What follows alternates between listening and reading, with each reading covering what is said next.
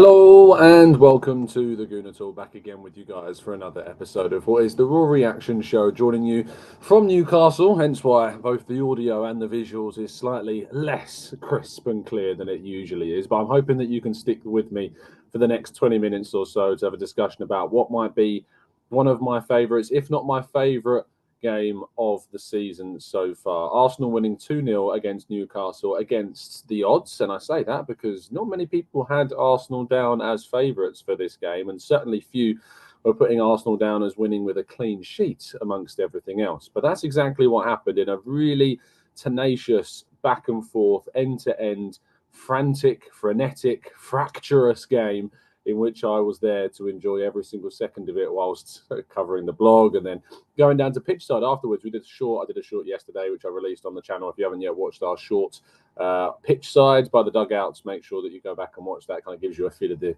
post-match feeling and the immediacy of the win. But good evening, good morning, good afternoon, wherever you happen to be in the world. Thank you for tuning in. Hope you are good. Hope you are well. Morning to Akmal, to Red Star, to Stephen, to Wilson, Granddaddy Gooner, Ponaru, Damien. Good morning to Matt G, Jose, Rich. Good morning to Olu, Sweating Merlot, Harry, Marcus. Thank you so much. And Harry says, morning, it's my 30th birthday today, and I've just opened my TGT hat. Top present for sure. Have a great day, Gooners. Well, happy birthday, Harry. I hope you have a fantastic day. I hope the people in the chat box are wishing you so as well. And what a perfect present to get. I love that. That's brilliant. Perfect. Absolutely perfect. We've got a few slides to go through, and then I'm going to open it up in part two to some of your questions. I'm going to try and rattle through this as quick as I can because I've got a short show because my train is in 54 minutes and I've still got to walk to the station, pack up and stuff. So it's going to be a slightly shorter show today, but I hope you can appreciate the reasons as to why. Okay. Arsenal quieted the Newcastle crowd with a 2-0 win over Newcastle. It was... Yeah, I have to tell you that I've been to a fair number of grounds now. I'm still waiting for my first to break the Anfield cherry, but I tell you what, St James's Park is an amazing, amazing arena. The atmosphere, the noise, your ears ring like they really do. That they're so loud inside the ground, and it kind of carries around the stadium perfectly. And to play in that atmosphere and to deal with that atmosphere must be very, very difficult, and the Arsenal boys did it really, really well. Yes, there was an early storm from Newcastle, which I thought we rode quite well. And obviously there was the VAR incident, which we'll talk about, and Murphy hit the post as well in the first few moments. But once we got on the board, started to get going, and the goal, which we'll talk about as well, things certainly started to fall more so into Arsenal's hands. And I think they learned as well to play quite maturely and to create a stop-start atmosphere. You think about how Newcastle came to the Emirates and stunk the place out. I wouldn't say that we did that in the same way here. We looked threatening. We had loads of chances. We could have won by more than just the 2 goals in the end, but very pleased indeed. It was the perfect performance, arguably, the way I've just mentioned there about, the breaking up of the game, stopping Newcastle from flowing. Whenever they got kind of a bit of a momentum, we stopped it with a tackle, a challenge, a counter-attack, a transition. There was so much to enjoy about which we dealt with the Newcastle performance, and it was a team show. Like we looked across, and I did the winners and losers piece that is out right now on football.london, and it was really difficult. I don't think you can come up with any real losers from the Arsenal starting 11. It was a team performance that was great, and that can only be appreciated. Kiwior, the VAR call to discuss first. It's not a penalty. It hits his thigh, hits his arm. That's not a penalty. If it comes off another body part, which is legal, onto your arm, it's never going to be given. And in fairness to Kiwior, he was trying to move his arm behind his back as well at the same time. So it would have been really harsh to see that given. So thankfully, VAR finally giving Arsenal a bit of fortune, but it's the wrong decision in the first place, and thankfully VAR existed in that moment. And that's where VAR can work. That's what we want to see. That's what we want to see from VAR, is those decisions being made and not having to be able to take away the right decisions as well. Kiwior overall, though, really happy again with his performance. When I was down in the pitch side part, Edu came out, and myself and Simon Collins had a little off the records chat with Edu. He's a really friendly guy, very charismatic guy to speak with. And the first thing he brought up was Kiwior, and we were discussing kind of how impressive he was and what we might be able to see from him in the future. And I joked that his haircut made him, I think the haircut is the difference. It makes him that much more intimidating. I think I love it. I think he just looks so much more rough and ready and raring for the Premier League. And so that was a really nice moment to be able to speak to Edu after the game and have a chat about Kiwior as well. But really impressed with Kiwior's performance. Yes, I think that the hindsight from people is going to be that why didn't we bring him in sooner? Why didn't he play over Holding?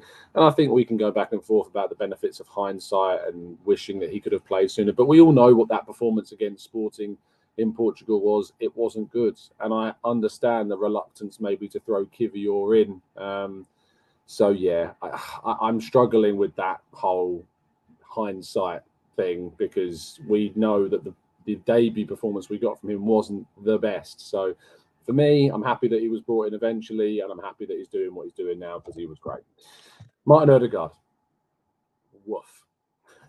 Just woof. I mean, Martin Odegaard, is there much to debate about this man anymore? More goals from open play than Frank Lampard's best season in terms of goals from open play. More goals from open play than Yaya Touré's best goal scoring from open play season. Martin Odegaard is world class. World class. Someone try, get in the comment sections and tell me your reasons why Martin Odegaard isn't world class, because this man is my captain, my favourite player, and a dream to be included in this Arsenal team. What a goal, what a brilliant performance. So many times we've asked him to try and turn up in these big away games. Well, in terms of atmospheres, in terms of playing, the team that are third place in the Premier League away from home right now, Arsenal put in an amazing performance, and Odegaard was the absolute heart of it. Should have had another, should have scored with his right foot. I'm a little bit critical of that finish. Yes, it was a good save from Pope, but I would like him to score that. I'd like him to go the other side of the keeper. I think maybe if he hit it was outside of his inside of his right foot across to the far post, that may have given him a better opportunity. But the goal that he scores with his left stronger foot was absolutely brilliant. So Martin Odegaard, woofing hell, what a player. I mentioned already, Arsenal kind of controlled the game with these little bitty challenges, getting into the scraps, the scuffles. You never felt like they were going out of control. Xhaka was kind of bordering on bubbling over at some points, but overall, I was very happy with the performance from Xhaka and everyone else. Jesus was getting into a few scraps, and I think that allowed Newcastle in some ways to lose their composure in the fixture and Arsenal to take control of the game overall, which was obviously very, very good for us. So the way in which we controlled the game, the way in which we created kind of these moments of fractures, if you like, in the momentum that Newcastle tried to build. As soon as their crowd got up, we stopped the game. And I love the irony of Eddie Howe moaning about that in his post-match press conference, because they did exactly the same thing. You're the away team. You've got to use everything at your disposal to try and control the game, and we did that. So that was really pleasing. We could have had more, though. And this is the criticism that I do have, and it's hard to talk about any criticisms, but there were times, especially at halftime, I was thinking we could be 4-0 up at this point, because Saka should have scored. Martinelli could have had two before halftime, and Odegaard, as I've already mentioned, could have had another as well. We could have scored more.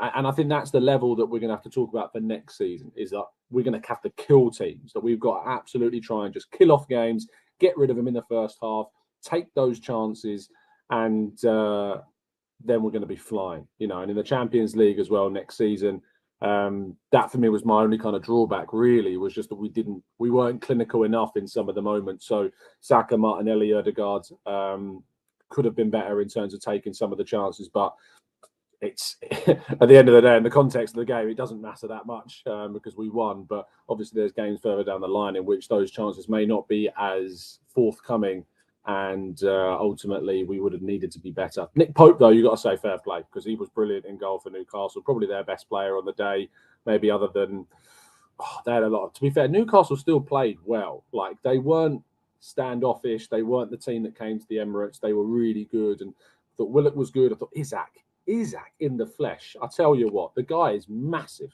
He walked past us in the dugouts. I mean, I'm 6'3", but the guy is huge. And he had Ben White on toast. Like, he absolutely ruined Ben White. And I thought Benjamin was probably our weakest of the back four on the day. I thought Zinchenko, I think people would try and highlight some of the mistakes and him getting in behind and getting floored at one point. Tierney, the substitution that Arteta made for Tierney was really good. But I thought Ben White was a little bit off at times, and Isak had his number, I think, on a few occasions. But Kiwior did really well to cover him. But yeah, again, I'm kind of nitpicking at this point overall from a really, really good performance. Aaron Ramsdale. Is Aaron Ramsdale untouchable? I think that's the question. For those of you that watched me on the hybrid squads the other day talking about players which we thought were untouchable, and I said, I'm not sure that Ramsdale is untouchable, only in the sense that if we're going to be a side competing for the Champions League, Premier League season on season, and there's a better goalkeeper out there, would Arsenal be minded not to go and get them? But you got to find who that better goalkeeper is, and there are a few better than Aaron Ramsdale at the moment. I know they got misinterpreted and misquoted by a few people, which is going to happen. I get that. But I think you guys know from watching this channel how much I have bigged up Aaron Ramsdale and talked about Aaron Ramsdale being such a pivotal player in this squad, being a player that we can rely on. Yes, there's moments that he needs to eradicate from his game. The passes, the riskiness can be removed, and we will probably regret that Southampton game. But you can't say that there's games this season where he's not kept us in it. This game, Anfield, there are points that we've picked up that we can point to Aaron Ramsdale and say, Aaron Ramsdale was the reason. He was the reason why we got the points that we did in the end, because he stopped the opposition from getting. And the save from Fabian Schär could be the save of the season. If Arsenal were to go on and win the title now, that save could be the save of the season. His save against Salah at Liverpool was brilliant. His save against Konate was brilliant. And we've had some other brilliant saves as well. The one against Ouattara against Bournemouth, was also amazing. So Ramsdale, brilliant, mate. Absolutely brilliant. Jorginho, proving the mobility argument is a load of rubbish. I nearly swore then. We focus as fans and as football fans so much on mobility, on pace, on speed, on agility. And it's a case of like, if a player isn't got 90 pace on FIFA, what's the point in signing them? I think Jorginho has something like 54. But we didn't need the pace. We didn't need what people define as speed and quick turn of pace. Jorginho's calmness, Jorginho's composure, the passing, the progression. What Jorginho is just a really, really, really smart piece of business for Arsenal. He was in my lineup ahead of the game. I know he wasn't in everybody's. A lot of people wanted to see Partey brought back in. I didn't. I wanted to see Jorginho start this game. I thought we needed the calmness. Partey's not been on it. And for me, Jorginho now starts ahead of Partey in the upcoming fixtures. You don't drop him. He's just, I think Paul says here, the great word here, metronome. He's a metronomic, if that's even a word, player. The synergy that he has with the players around him, the understanding to come straight into the team, the experience that he has. You just keep playing him.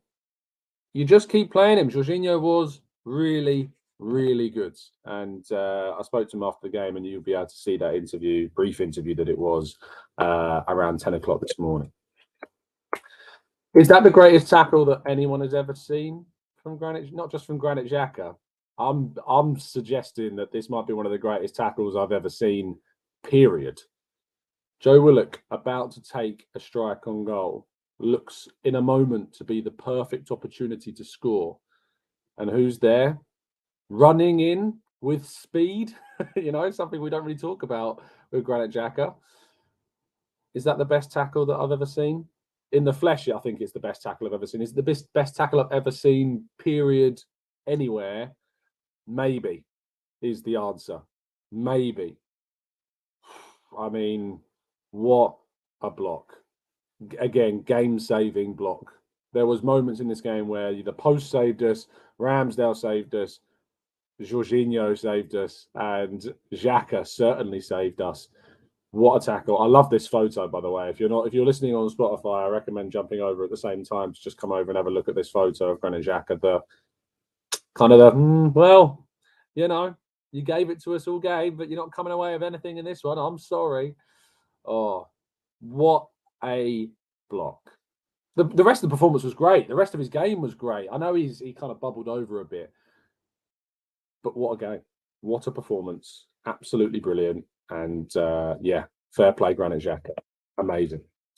Gabriel Martinelli in the end, though, was the man that silenced the crowd with his amazing run. Again, brilliant work from inside our own half. Jesus setting him through and then running down the flank. And often at times we're like saying, often at times we are in a position where we're going, get your head up, look up, get the ball across earlier. But he was, and he kind of knew that there wasn't really that many people, if any, with him. And he did one of the only things he really could have done, which is try and smash a ball across the box and get a lucky deflection. And that's exactly what happened. Martinelli, fantastic. Again, you know, I'd like him to be more clinical. I'd like him to score the chances that he got in the first half. But as an outlet, he just kept going. The energy was there. You know, a lot of us, myself included, want to see Trossard start this game. And I'm glad that he didn't in the end, because Martinelli's energy, his pace, his running, his speed in transition was really good. So, yeah, Martinelli, what a player. Absolutely fantastic. Final point, Mikel Arteta buzzing to keep pace with City. I thought the selection was spot on. I thought the subs were spot on. The Tierney sub in particular was great. You got to, you know, we've been critical of Arteta's substitutions. I want to see the same people that have been leaving comments criticising Arteta's subs, just like I have, leaving comments in the comment section praising Arteta for his substitutions and his selection this time. You can't have both. You know, if you want to criticise, you've got to praise at the same time. And Mikel Arteta got everything in this game absolutely spot on. Managed it great, prepared for it perfectly, selected it perfectly. Arteta, substitutions perfect, 10 out of 10 performance from him. Very happy indeed. Perfect way to demonstrate what you're capable of. And also to show Newcastle that you're, at the moment, a pretender. You know, you're getting better, you're improving. You have an amazing season. Eddie Howe's done an amazing job. But to get to this level, to get the level that Arsenal are looking to achieve this season, it needs more. You need some more pedigree. You need pedigree, may be the wrong word. You need more consistency. You need more composure. You need the experience. And this season will bring that experience to Newcastle, I'm sure. But Arsenal came in and, you know, showed what level they're at in comparison to Newcastle. I've had a lot of vocal Newcastle fans in my comment section this season, more so than any other club, more so than City fans, Liverpool fans, United fans, Chelsea fans, obviously.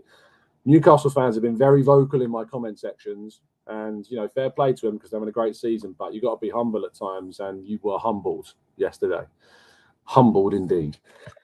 Now, your bank account won't be humbled if it takes into account the brilliant discount that you can get off the brilliant NordVPN service to provide safety and security to you online.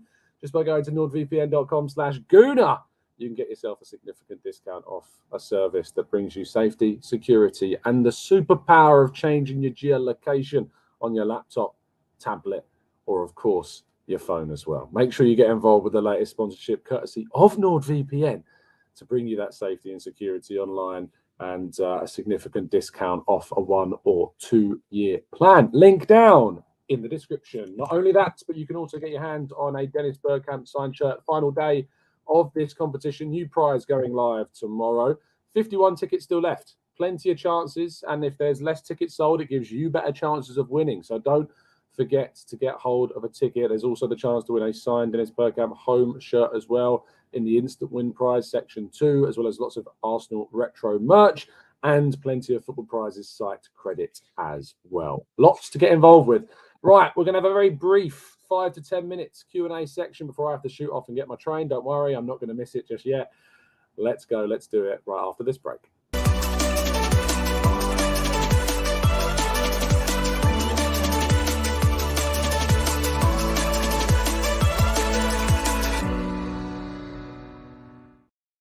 Right then, I'm hoping that the audio has been fine, by the way. I know it's not going to be as good and crisp as it usually is, but I'm hoping that you can see and hear me absolutely fine.